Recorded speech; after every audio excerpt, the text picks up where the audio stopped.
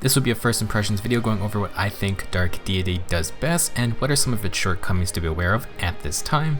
The game is just launched on Steam and has a launch sale going until June 22nd. It's $20 right now, but the normal price is $25. I wanted to make this video for anyone interested in how the game plays. I've put about 10ish hours into it on the normal difficulty and have made it to chapter 8 out of 28. Clearly there's still a lot more for me to experience. I want to first talk about what I like from Dark Deity and the main reasons you should play this game. It is heavily inspired by Fire Emblem as a turn-based tactics game with multiple classes to choose from and a wide cast of characters, each with their own fun personalities. Gameplay wise, at least for me, Dark Deity 100% satisfies that Fire Emblem combat experience. I have to tactically use my units to counter enemies on the field, they get stronger by leveling up, and there's some good old RNG when it comes to hit rates, critical hits, and level up stats. If you are at all familiar with Fire Emblem, Dark Deity should not feel brand new. However, it does have its own mechanics to keep things fresh. Instead of a weapon triangle, combat is affected by an advantage system where certain weapons are stronger or weaker against certain armor types. For example, slashing damage is better against leather armor but weaker against chainmail. This system is the main thing you need to learn in Dark Deity, and it does take some getting used to. Admittedly, there is a mastery stat on your units that affects advantage, and it's sort of like Pokemon's type matchups. There are indicators on the field to quickly showcase if your unit has the advantage, and the letters in combat showcase your advantage level, with S, A, or B being pretty high, and then E, F being terrible. That's only part of the equation. The general idea of physical damage units being weaker to high defense foes still applies. Going hand in hand with the advantage system is Dark Deity's insane class customization. There are over 50 classes which are split into, I believe, 6 general class trees. These class trees start with a singular first tier class but branch into second tier and third tier classes. If you like Fire Emblem 3 Houses' flexible class system, Dark Deity offers a similar level of customization for multiple playthroughs. Each class actually has one damage type and one armor type, with damage type determining their selection of 4 different weapons.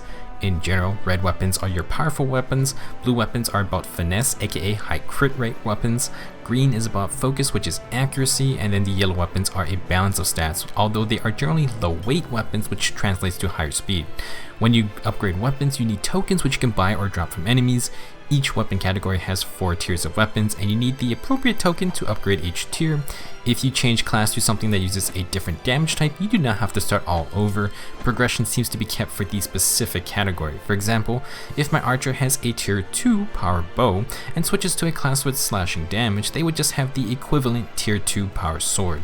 It is a pretty simple system, but you do need to pick and choose what to upgrade, unless you just want to funnel all your tokens into one unit. For promoting classes, you can pick from any of the available 4 classes in the second tier when you hit level 10, and then the third tier is at level 30, I believe.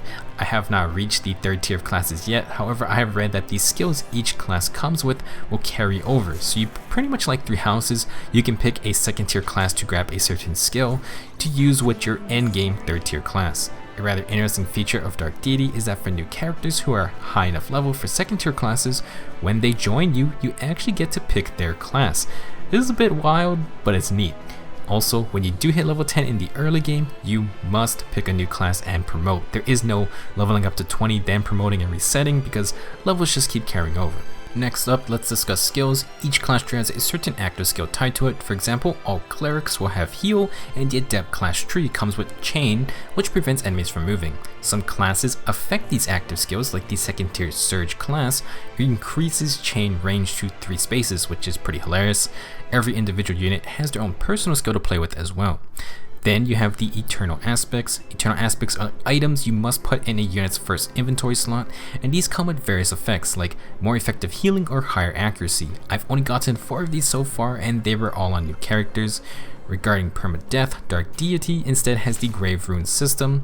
When a unit dies, they aren't dead forever, but they do lose stats. I have read that it's a 10% loss, and the stat is determined by the damage type that killed your unit, but I read that from the incomplete wiki and not in-game.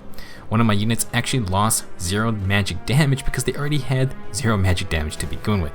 If you're at the end of the map and someone dies to a lucky crit or bad tactical judgment, you can just power through with the stat loss instead of completely restarting. I think late game, this may not be as good of an idea, especially if it's an important stat for the unit.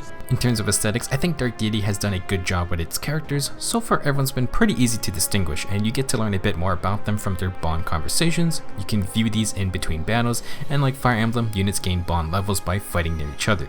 Dialogue has voice-over using simple expressions and phrases, similar to Fire Emblem Awakening or Fates. I think for a small dev group, they did a really good job on that front. I'm perfectly fine with the art style used for portraits in-game, and the characters each have their own fun personalities. The game does have some humor spread throughout, mainly in the item descriptions. Personally, I'm not the biggest fan of how some of the battle map locations have looked, but I can forgive that because Dark Deity has great looking in-combat sprites. They went with the GBA Fire Emblem look, but have done a great job personalizing their own animations. Some of my favorites include the second tier Gale class, which has some sick spear animations, and I really like the rogue classes when they crit. Magic spells also have a lot of animations. A small feature I like is that some classes attack multiple times and they split the total damage into smaller numbers to match. It opens up some fun animations, like I believe the duelist does a flurry of stabs, and it's pretty funny. Another small tidbit is that the HP bars have different animations for breaking depending on what damage type is used. They really did polish the in-combat screen a lot, and it shows. In terms of content, there are 28 story chapters with the usual gameplay loop of story, then battle, then more story, with prep time in between. Every playthrough, you can switch up a unit's classes, what weapon category you upgrade, and what eternal aspects they carry. The campaign can also be customized, which adds even more replayability for those that like messing around or want a challenge. So far, with the 8 chapters I've played, I do think Dark Deity is worth its price tag for the amount of content available. The general gameplay experience is there, and it's fun. If we continue 2021 with no Fire Emblem news, then I would consider giving Dark Deity a try if you want to get a similar tactical gameplay experience. However, there are some things you need to be aware of if you buy the game right now or in the near future. I want to be really clear that there are some glaring issues, but I am hopeful. First, you should know that Dark Deity is made by Sword and Axe, who are a young and new group of first-time developers. Dark Deity is very much an indie game, and you have to keep expectations in check. It has already received multiple, pretty much daily updates in the short time I've had it though. The developers are clearly excited with all the feedback for the game being launched, and they are responding to it. It's clear that it will take time to fix everything, especially since apparently they currently only have one programmer on the team. If you're not a huge fan of indie games with their minor inconveniences, then you may want to hold off for now. I will say that their updates have already solved some issues I've had, and I haven't had anything game-breaking happen yet, but I've read some problems other people have had. I think there are a lot of quality of life updates that need to happen, but nothing has deterred me from wanting to play more. Here are a couple major issues I think need to be addressed sooner rather than later. First off, the game desperately needs a tutorial for pretty much all of its features. You are just thrown into things, and if you've played these types of games, then you should be okay, but that's not going to be everyone.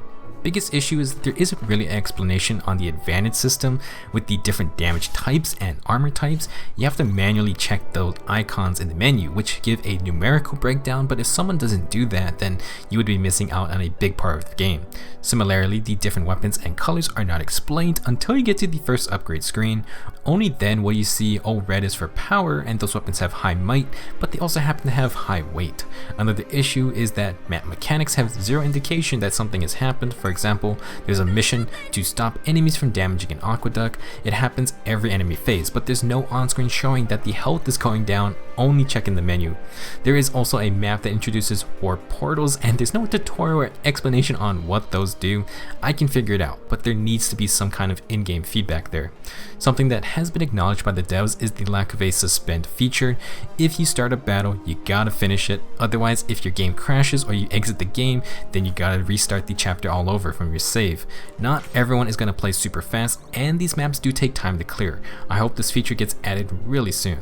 Next, you can play Dark Deity with either mouse and keyboard or a controller. You should know that there doesn't seem to be any rebinding, and if you use a PS4 DualShock controller like me, then I couldn't get it to work without DS4 Windows. Not a huge deal, but the button prompts will be Xbox controls. More things you should be aware of is that the bond system doesn't seem to have in-combat effects. I have read there are certain skills that use bonds, but so far I haven't encountered this. Additionally, there is no avatar self-insert character if that's a big deal for you. those are the main things I wanted to share with you guys after getting to play Dark Deity so far. I do want to make another video about this game because I'm really enjoying it. It's not perfect, but my gripes with the game revolve mainly around quality of life stuff, and that's better than if I just didn't enjoy the gameplay. Personally, I think the game needs a little more time for polishing. However, I would assume their goal was for that E3 surprise launch. They now have more players to get feedback from, and like I said, there have basically been daily updates, so they aren't slacking off. Definitely am hoping this game can make it to the Nintendo Switch in the future, and I am for sure impressed with what they accomplished for a small new group of developers so far. If you would like to purchase the game or add it to your wish list, I will have the link in the description. Thank you for watching, and I'll see you guys soon.